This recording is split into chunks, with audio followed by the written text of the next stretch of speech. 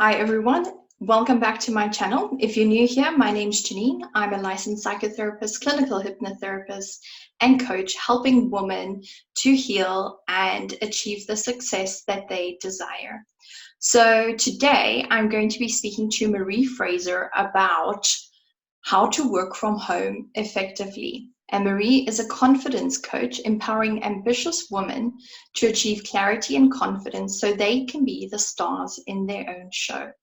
So I invite you to get nice and cozy.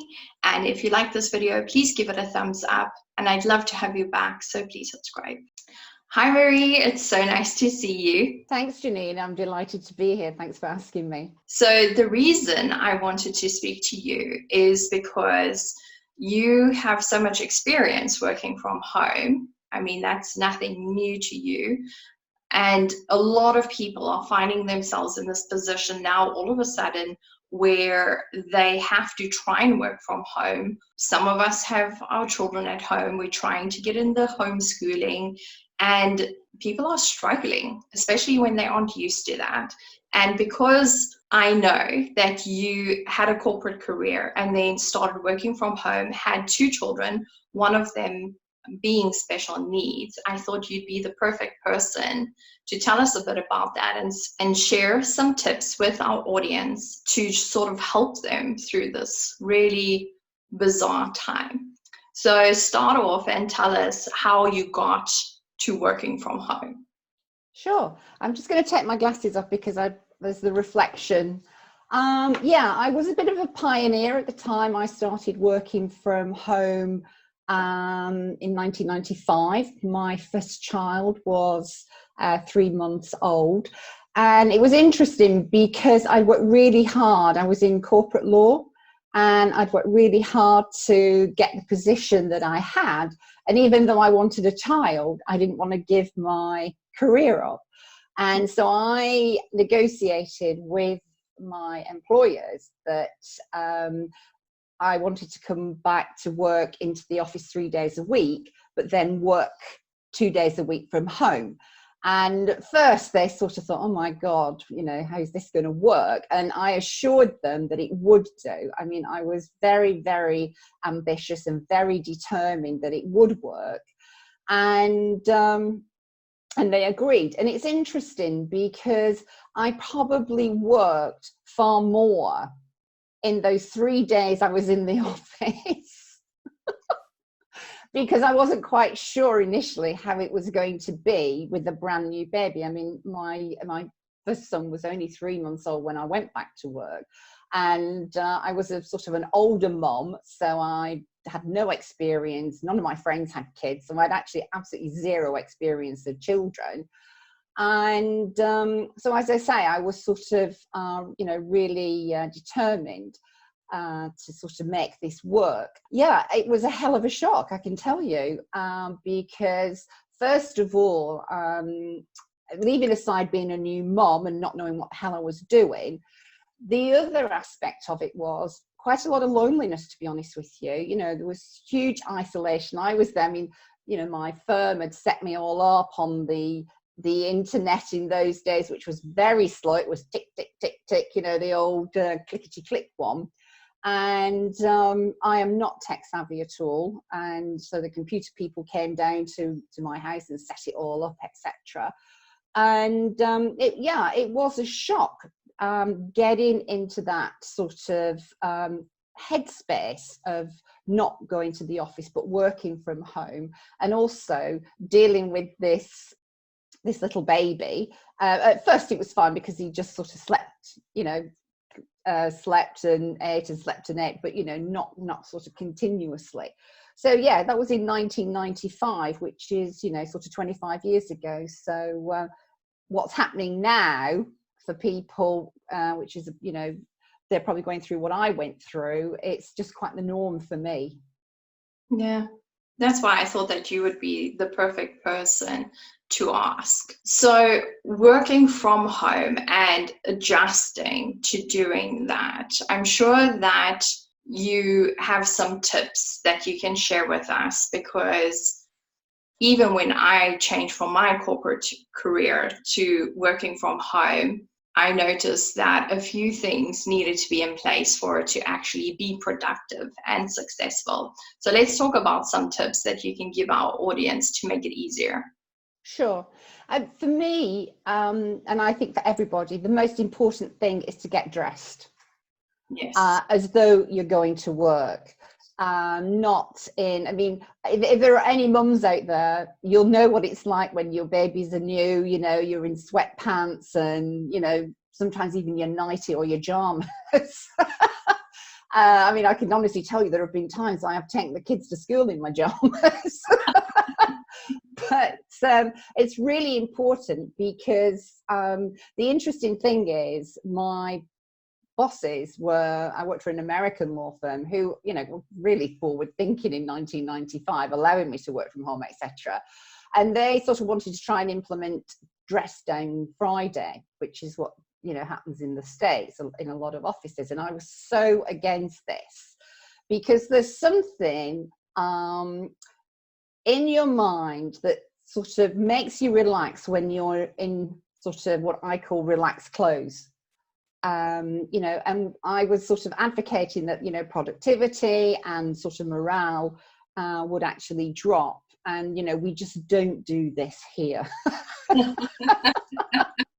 And, you know, they were really good. They sort of said, okay, you know, I know for me, I was being very naughty in my book by going around in my pajamas or in my nightie and doing some work. And it was such a struggle because I was just not in the right headspace at all. So that was, you know, that's really number one for me. And the other one is setting your morning routine. So it's almost as though you do the same thing as you would if you were going out to work. You know, you get up, you shower, you have your breakfast, you do what you do, you might do exercises or whatever it is you normally do. You should continue to do that. The only difference is you don't have the commute. Yeah. So you might actually be able to do, you know, something that you would not normally do, you know, bring something new into your daily routine during that time that you would normally do the commute. That another thing is to really look after yourself. As I say, you know, I felt quite isolated, and you know, you don't have that banter of people in the office, etc., or going out to lunch. And because even when I went back to work for the 3 days, I actually didn't socialize anymore because I really wanted to cram in. I mean, I did in the evening, but I didn't sort of, you know, at lunchtime and things like that. Because I wanted to cram in as much as possible during the time that I was actually in the office. So looking after yourself is really, really important. And whether that is, you know, just getting up and making sure you have lunch, but not at your desk. You know, go into the kitchen and have lunch, or go and sit in the garden if it's nice, if you've got a garden, or have a walk. I mean, I know it's a bit difficult at the moment with all this cocooning, but you know, when we return back to normality and you're working from home, then, you know, if you've got a local park or what have you, go and enjoy the outside space, get some air into your lungs. And I just find that really, really energizing. The other thing is, I suppose it can be sort of adding on to self-care, is I think it's really important to get up from your desk every hour and have a stretch. Because sometimes when we're working from home, we don't have, you know, ergonomically proper desks and seats. I mean, at the moment, I'm sort of cocooning, not in my own home. So I'm sat at someone else's dining table and chair, and it is so bloody uncomfortable. I can't tell you. And I'm sort of getting up quite regularly to have a good stretch and what have you. So unless you've got, you know, it's really important to have comfy seating, etc. But even if you do, you know, if you're sat in that position, you can sort of seize up. It doesn't matter what age you are, but if you sat down all day and then you get up and say, oh my goodness me, you know, whereas if you're giving yourself a good stretch and stretching your legs and what have you regularly, then you know, you'll feel the benefit of that, and it just gives you a break, that and actually just giving you 5 minutes headspace. And something that really saved my life was joining the 5 a.m. club. Oh, that's interesting. Yeah, I mean, I am a morning person. I'm not a night person. And even if I didn't join the 5 a.m. club, when I get to, sort of 8, 9 o'clock, I've had enough. My brain switches off and I just need to not do anything other than be entertained either by TV or reading a book or going out. So I'm so much more productive as, very early in the morning, and, by sort of 10 o'clock, it's lunchtime. But yeah, I mean, if you are a morning person, I highly recommend it, because it takes a bit of getting used to, but it's like everything else. You just get into the habit, get into the routine, and then it becomes your normal. But it was an absolute lifesaver for me. And actually, having a baby at the time, way back when, it was sort of, Simon would probably get up around that time anyway, for a feed or what have you. So yeah, that's really, I think that's just one of the things I would really recommend. Yeah, I think it's important for people to, first of all, recognize, are they actually a morning person or an evening person? Because if you are not your best in the morning, then that doesn't mean that you can't have a routine. It just means you have to adapt your day to doing that routine at a time where you are at your best. If you prefer to look after your children until maybe 2 o'clock in the afternoon or whatever, and then you go into your working day, that's absolutely fine. There's nothing to say that people can't have an evening routine or just fine. I think the most important thing is making the time with yourself a priority, where you actually check in with yourself. How am I feeling today?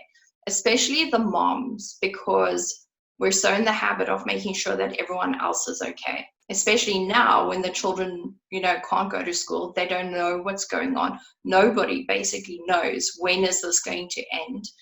And of course, listening to the news all day is just a big no-no, because that will kill anybody's mood and productivity. What are your thoughts on that? Oh, I so agree. I mean, I haven't listened to the news or read a newspaper for over 10 years. I just don't believe in it. That doesn't mean to say I'm not informed, because I'm very informed. But, I choose what I call trusted resources to get information, because especially the press in the UK, I'm sure it's the same anywhere, to be honest with you, it's, bad news sells, and it's just doom and gloom, morning, noon and night. And, who wants that? I certainly don't. And the guy I was married to, the boy's father, he was a night person. He functioned much better at night. So Janine is absolutely right. You need to know when you're at your most optimum, and then work accordingly.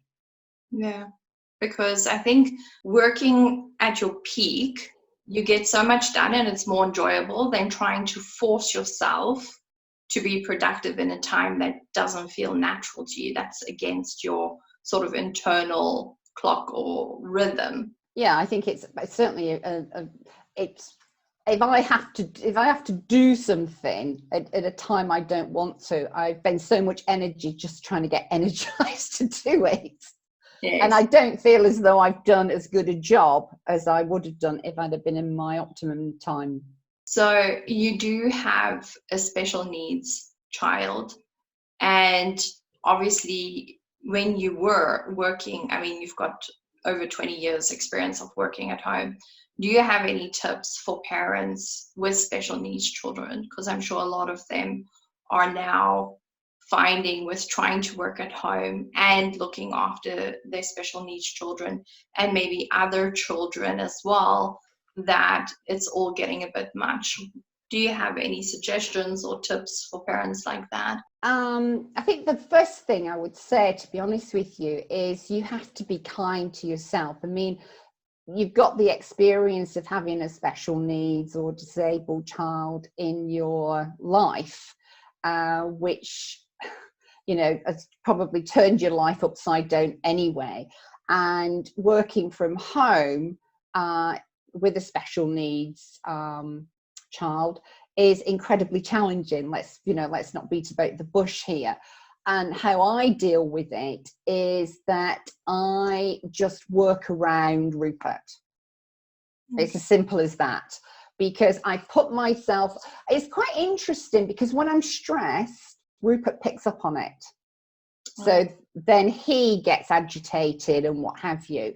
So I will probably get up even earlier. And if I've got something really important, not that what I do is not important, but if I've got something really specific and I'm on a deadline for it, then I will actually work when he's asleep. Okay. And I'm very lucky that he does sleep. He goes to bed very late. He's a night owl. He must be like his father. He sleeps later, you know, so at least till 10 o'clock in the morning when he's home. So, you know, I've got a good 5 hours when I can get a lot of my work done. You know, if you've got a child who's got a different sleep pattern, and I can only suggest trying to fit in, you know, doing your work when they're sort of resting. You know, I mean, even things, I mean, it sounds awful, but, you know, I've done this with Rupert in the past, is, you know, I've said, would you like to watch a film, for example? And, you know, he's very good at being able to just sit and watch a film. So that's sort of given me an hour and a half.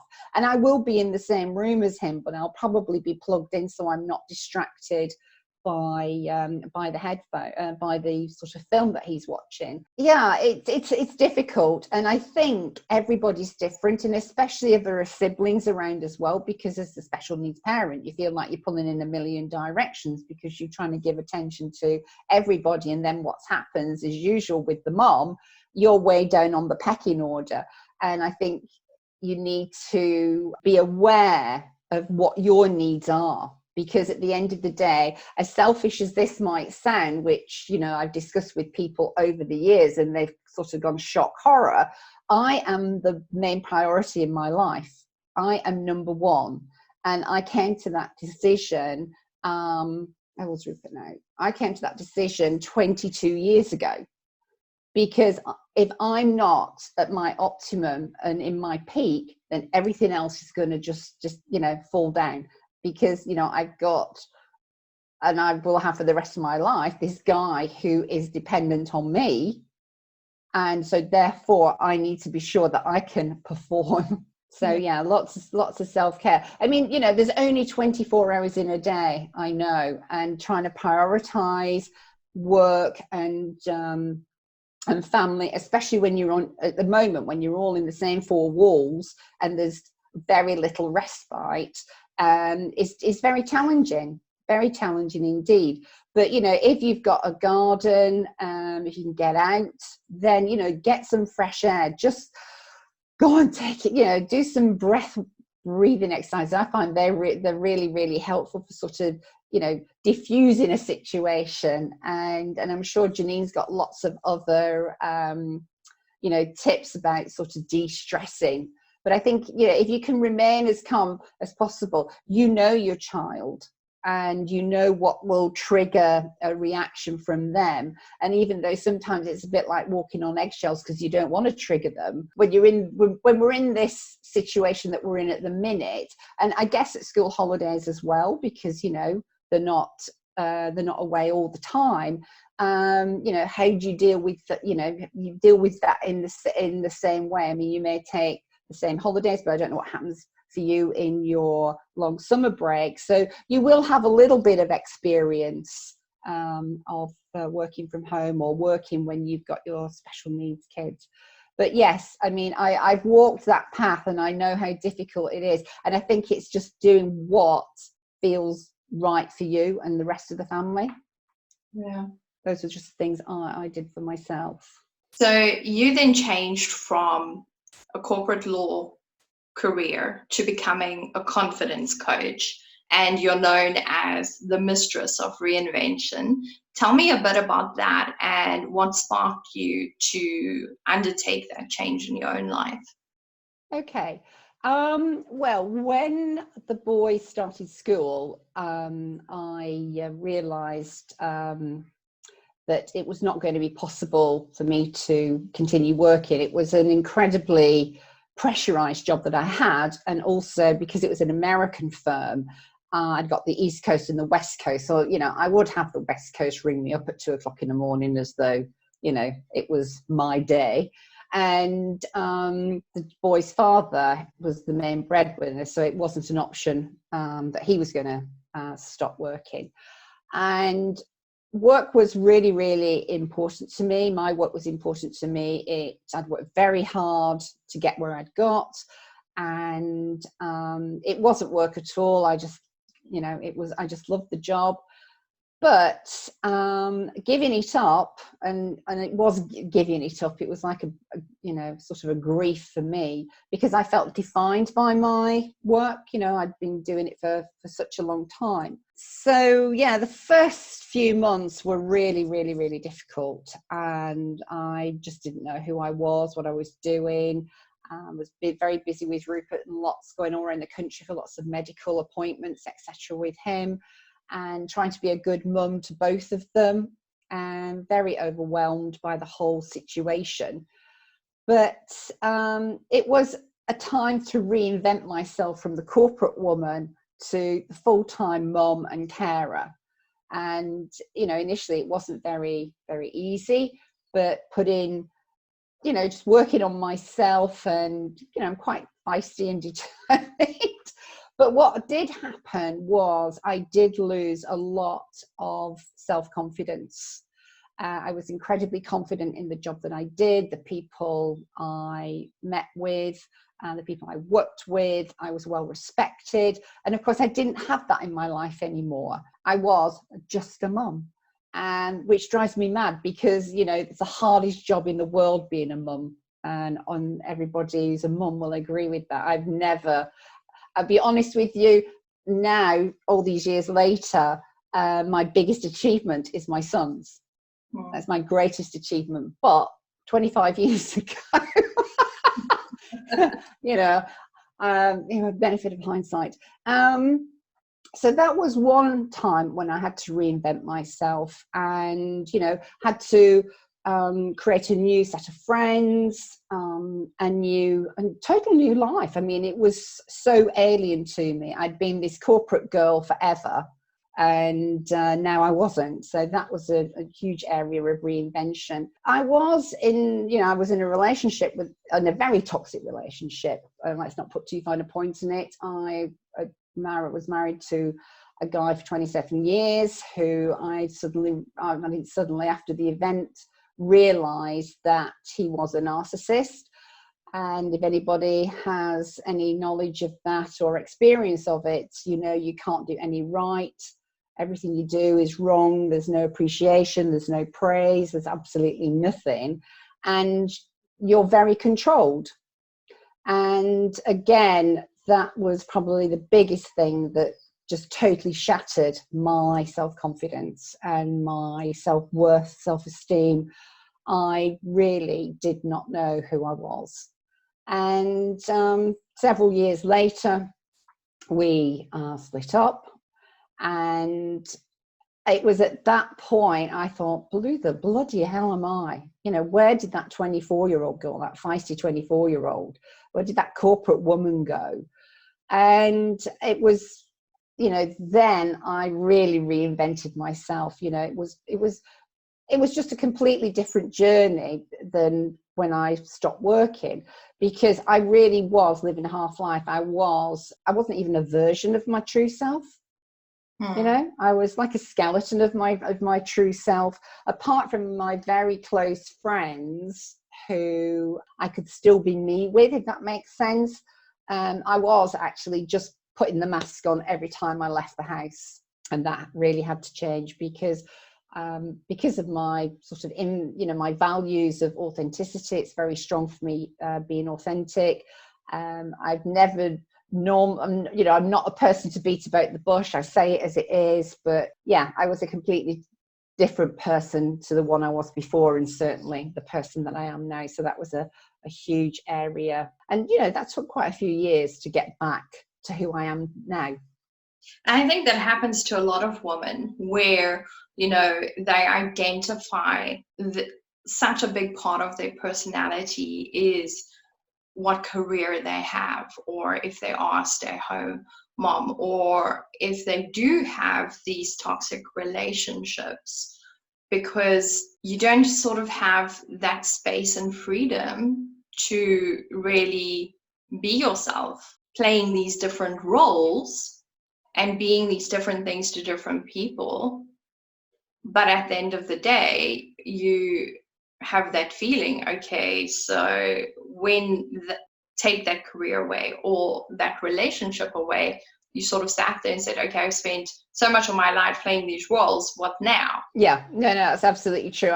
That's what I had no idea who I was. You know, I wasn't the corporate woman anymore. I certainly didn't want to be the wife. I was very, very happy and treasured to be the mom, who I wanted to be, or who I actually was. No, yeah, who I wanted to be as well. I had no idea. Yeah. And I've heard from some of my clients, women that have been in toxic relationships, especially with narcissists, that getting to the point of leaving is not that easy. Oh God, no. I mean, I didn't put up with that shit without a fight. Excuse my French. You know, I can remember, for example, the New Year's Eve 1999. I know exactly where I was, and I said, that is it, I've had enough. And that probably happened 7 or 8 times. Okay. And, you know, I was not financially dependent. I mean, I was financially dependent. I wasn't financially independent like I'd been when I was working. You know, my boys adored their father. You know, and all that was going into my mind. You know, how can I, you know, how can I provide for my kids? You know, how's it all going to work out? You know, there's a fear factor. And when you've not got that confidence, you know, when you've walked on eggshells for years and years and you've no self-confidence, you can't actually see how you're going to be able to figure it out. You're scared. Yes. You know, you are scared. So you then help women now, whether they're going through a big change in their life, or, you know, whether it be career, relationship, all of that. What are some of the main, I don't want to use the word symptoms, but what are some of the main issues or challenges that your clients show up with? It is that they've actually just gone through, or they're going through a life change, or they want to change their lives, and they don't know how to start. You know, they're scared too. And, you know, fear, I believe, is a lack of confidence. Oh, that's interesting. That's what I personally believe, is if you don't have the confidence in yourself, especially, you're not prepared to push yourself out of your comfort zone. And we all know it's sort of, you know, we like being in our comfort zone because we feel safe, but, you know, feeling safe doesn't get you where you want to be. You know, if you know where you want to be. You know, some clients who come to me don't know where they want to be. They just want to change what's happened, you know, what the situation is. So I do help them to gain clarity as to, you know, what it is what their heart desires. And I do believe that we can all live our life as, you know, as we dreamt it. You know, what is your dream life? Don't make it a dream, make it your reality. That's what I believe. So I do believe the majority of issues stem from a lack of confidence, because you don't have the trust in yourself. So it's getting to know who you are, what your strengths are. You know, it's very easy to forget what you have achieved in your life, and it may well be that what comes easy to you would be very difficult for somebody else. But because it's easy for you, you just think, oh, well, I do that anyway, it's no big deal. You know, it could be a massive deal because other people wouldn't be able to do it. And, you know, I think you've referred to that phrase, Janine. It's like your zone of genius. Yeah, your superpower. Your superpower, sorry. When something's easy for you, that is your superpower. And we all have things that are easy for us. And so, you know, I help my clients to sort of gain the clarity of what it is they want, and then to drag out, you know, their superpowers. That's wonderful. So I know that you are running a workshop at the end of the month. Tell us a bit about that. Okay, yes, it's a 5-day workshop. It's for about 30 minutes for 5 days, and it is a workshop to ignite your invincible self-confidence. And so every day there are going to be strategies and tips that have worked for me over the years. So, addressing, one of the things is, the way that we talk to ourselves, addressing the negative self-talk, being conscious, being in the now. A lot of us, most people are running on autopilot all the time. We don't hear what we're saying to ourselves. Our bodies and minds are listening to all that negative stuff. So addressing that, and also mindset, looking at, ways to change old habits. And, there's a saying which I absolutely love. It's, change is hard, and it's messy in the middle, but it's so worth it in the end. I think I love that for, that sort of quote. Or, and doing some little actions that will probably feel uncomfortable. They're not going to be, breathtakingly, oh my God, I can't do that. But, things to just push and stretch you, baby steps. Also, what's really important, confident people have boundaries. Oh, yeah. They know what is and what is not acceptable, and they will let the rest of the world know that, which is really important, so that that avoids resentment and being put on, not respected, etc., etc. And also, all these points are really important, but this one is also right up there as a top one for me, and I think it's helpful for everybody else, is to let go. Holding on to stuff that doesn't serve you, holding on to negative stuff, grudges, etc., etc. I could very easily have become a victim of my 27 years with a narcissist, but I refuse to be a victim. At the end of the day, what that experience has taught me so much that I can then bring into my life and share with other people that are going through that or have had experience of it. So yeah, that's sort of in a nutshell what the 5 days are going to be. I'm very excited. It sounds amazing. So I'm going to put the link in the description box down below. Do go have a look, sign up. I'm sure that it's going to be a really rewarding and life-changing experience for all of you that participate. You also have a little gift for our audience. Tell us a bit about that. I do. It is it's just a downloadable PDF, and it's my top 20 tips for working from home. The stuff that I do, it's they've helped. I mean, they're just automatic with me now. But if you're new to working from home, I'm sure you'll find them really, really helpful. Wonderful. So I'm going to put the link for that in the description box down below as well. If you had to do it all over again, is there anything you would change? If I had to do it all over again. Yes, I tell you, one of the most important things I would change is not working in the kitchen or the dining room. If you have the luxury of a spare bedroom away from everybody else, then I would do that, because you can get so easily distracted. They're sort of, especially at the time if the kids are at home, yes. You can get very, very distracted. But having that designated space is a game changer, I believe. And also, it means that you actually are going to work. And you close the door and you're actually going home from work. I can't think of anything worse than sort of being reminded 24/7 of all the work that, your work that you've got.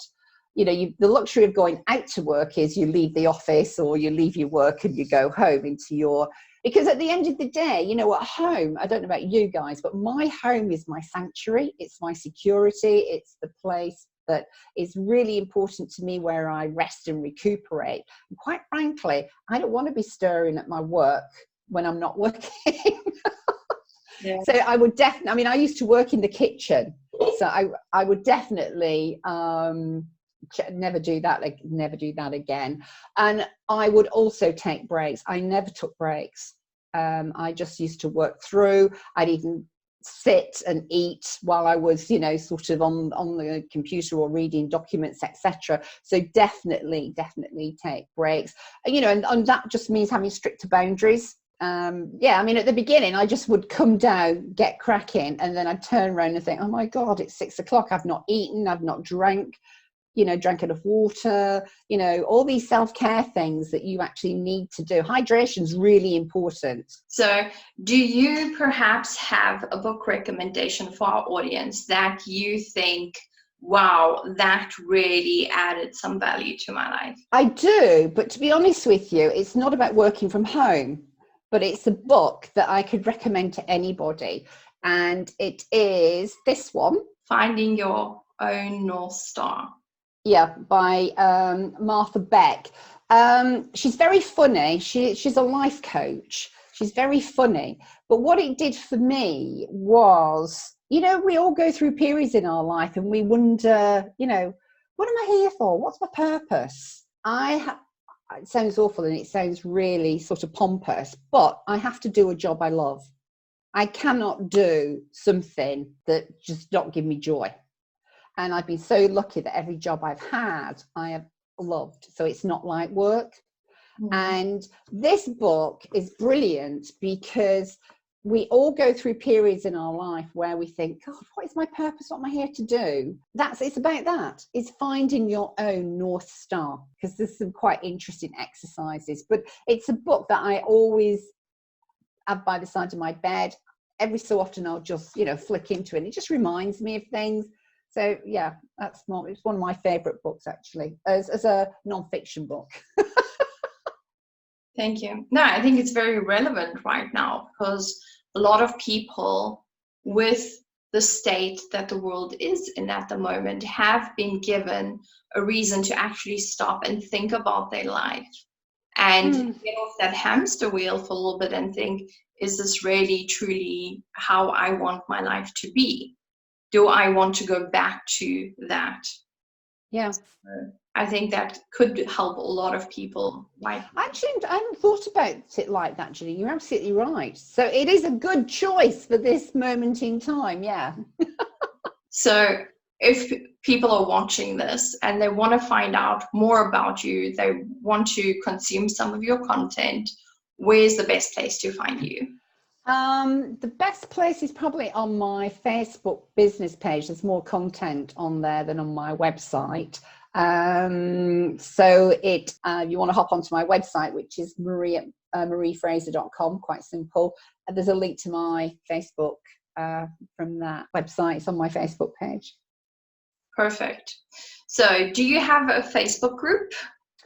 Yes, I do have a Facebook group. It's a fairly newish group, and it is for women who are looking for invincible self-confidence and reinvention. And it's for women only, as I understand. Yeah, it is for women only, yeah. Yeah. So I'm going to put a link to both Marie's Facebook business page and her Facebook group in the description box. Do go have a look. And if you feel called, go and check her out. Thank you so much for taking the time and explaining and giving us some of your best tips, which is really helpful.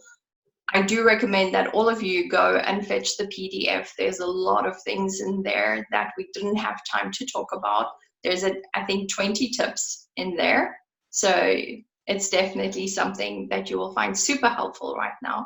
Thank you, Marie. It's always great to talk to you and to spend time with you. So do go have a look at the description box. I'm going to put a link to Marie's business page and her Facebook group. Of course, for PDF, do go and get that. There are at least 20 tips on there to help make the working from home experience as easy as possible for you.